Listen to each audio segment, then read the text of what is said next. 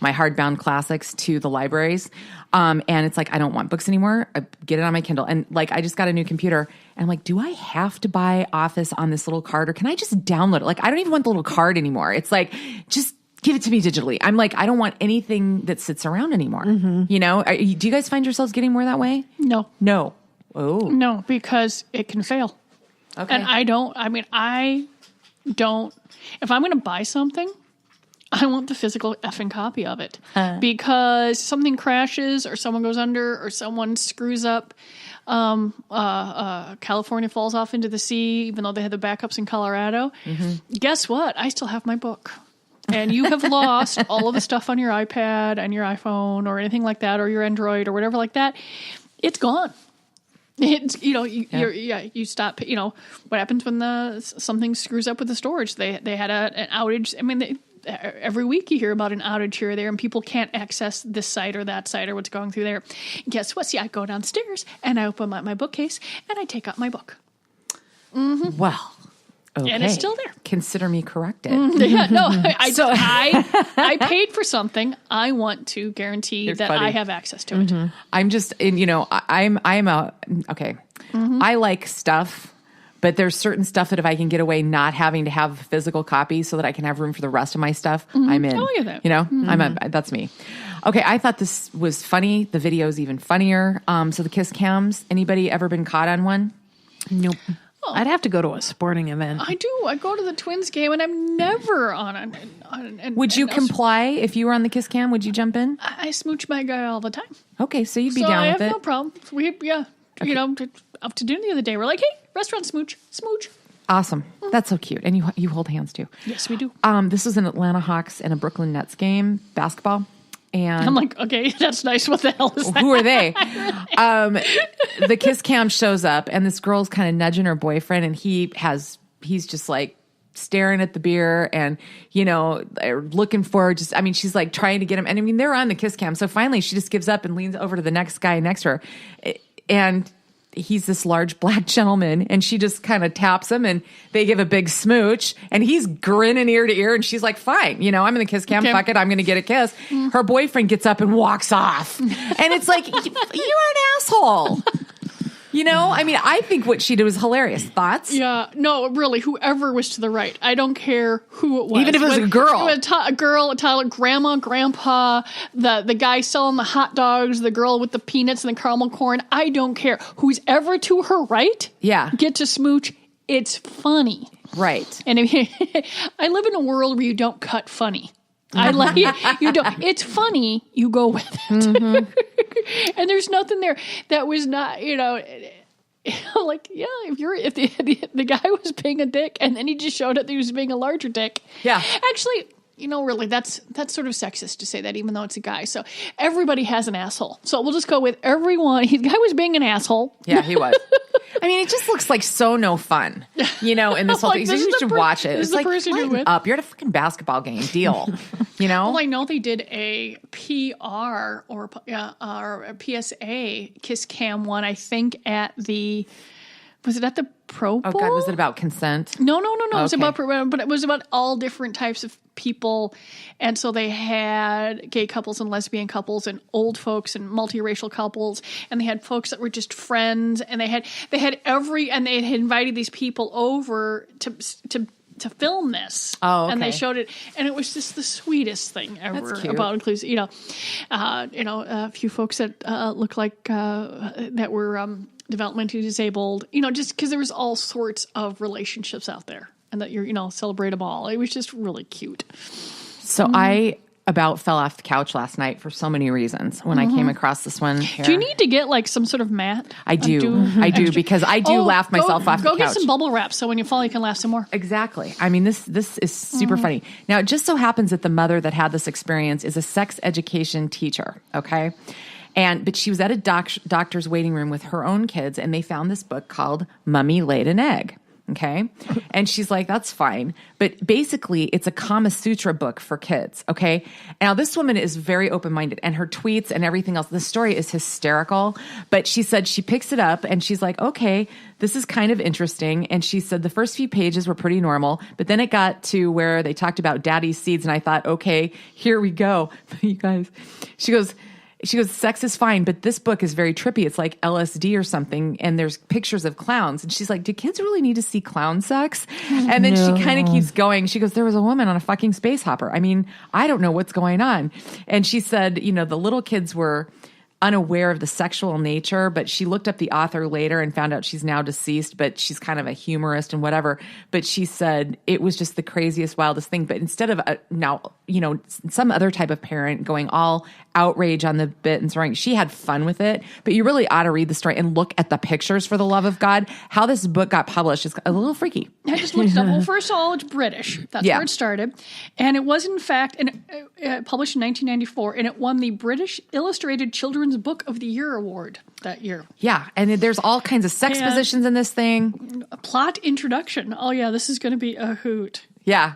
Oh, my God. Yeah, but at least she didn't have a meltdown. I would have looked at that and said, no. That's okay. This seems reasonable. Yeah. But clowns with multiple legs and stuff. No. Just read the whole thing before you tell. Give us a review. It's terrifying. See, I'm terrified. I hate clowns. Like clowns. That just, okay. It's scarring for life. Indeed. Nothing scarier than a clown. Meg, tattoos and promiscuity. You came across this blog. Set it up. Well, they did a study in France, essentially where they had women laying on the beach, and some were the control and some were the actual women with tattoos. And then they would rate guys' interest in them, and if the guy felt the woman would sleep with them or not. Going back to your now it's a tramp stamp, look at that tattoo. That this study showed that men assumed or were more likely to think the women with tattoos were more promiscuous. They were more likely to have casual sex with them. The one thing about the article I noticed is that it was only a tramp stamp, so it was just the one location, which I think it has the most kind of negative connotations behind it as far as tattoos go. But what's weird is, like, anecdotally speaking, I can definitely attest to this. Like, as someone with 6 tattoos and 5 face piercings, like, I hear this all the time because there's the idea that if you have tattoos, you want attention. And if you want attention, surely you must be easy, right? Because that's the easiest kind of attention to get, is sexual attention. So I'm not surprised by these findings in France at all. Yeah, well, I'm an old broad with tattoos, but they're not particularly visible as going through there, and maybe because I got them older and now I've got the gray hair and stuff like that, it would be different. But I find it fascinating because if I put all of my friends in a room and we start putting the people who don't have tattoos, they're going to be in the tiny little, they can go sit in the tiny, like, at entryway, the kids' table. And everybody else is going to be, I actually don't know that many people without tattoos, male or female. I'm just saying, you'd be in the little tiny room. That's what's so crazy is, like, so many people have them now, so to assume that it means anything other than this is a piece of art that you liked is ridiculous. It really hit me 2 years ago when I'm like, tattoos are officially mainstream. The wife of a very prominent businessman that I work with, and they're in a very staid industry. Okay. For her 60th birthday, she got a tat on her back shoulder, and it was a picture of an angel from a card that he had given her like 20 years in the past that she had kept all that time.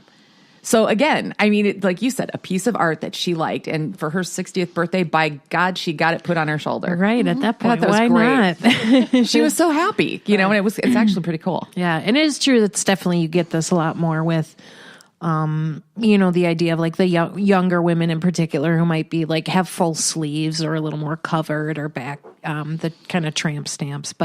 And a lot of this is coming from like interactions with people, say on Facebook, there'll be a story about it and everyone will start posting about, well, obviously these women just want attention.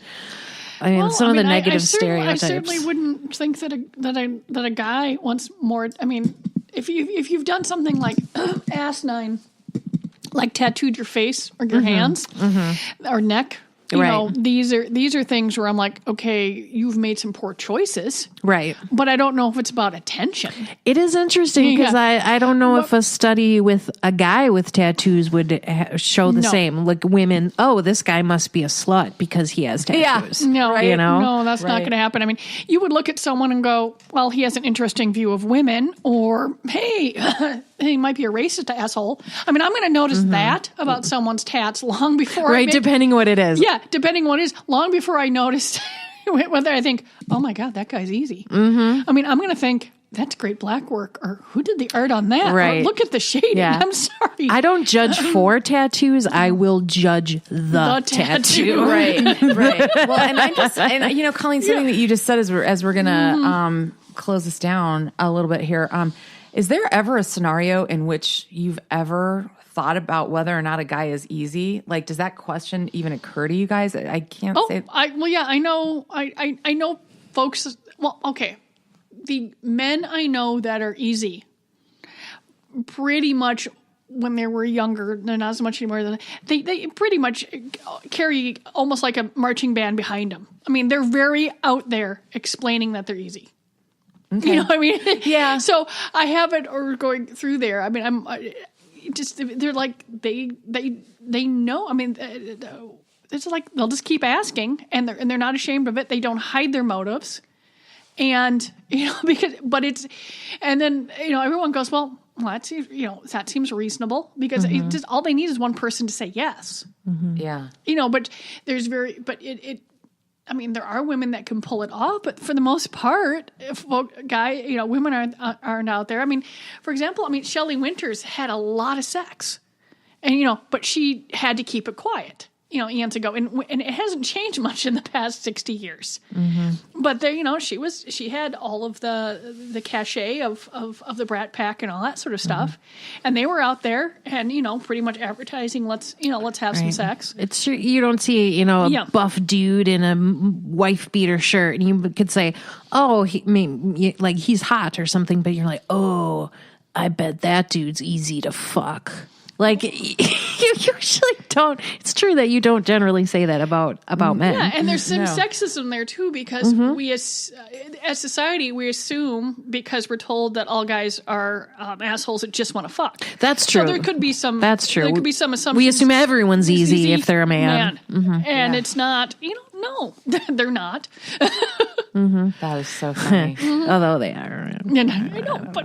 I think there's someone in particular who might have had on their dating profile, like, I will never have sex on the first date. And I'm like, oh, yeah, I bet we could change that. I call myself Jared. I bet you can call me did. tonight. Oh, my God. Well, Meg, good to have you back. You're going to put up all this great stuff. Yes. On the old Great Northern Sex Cast Facebook page. And we'll be back next week with, God knows what kind of debauchery.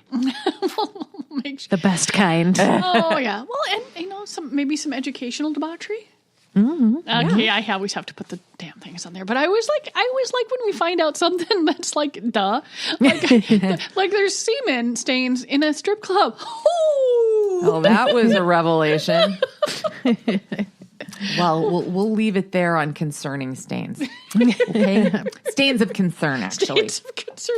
Sorry, I'd read that too, and I'm like...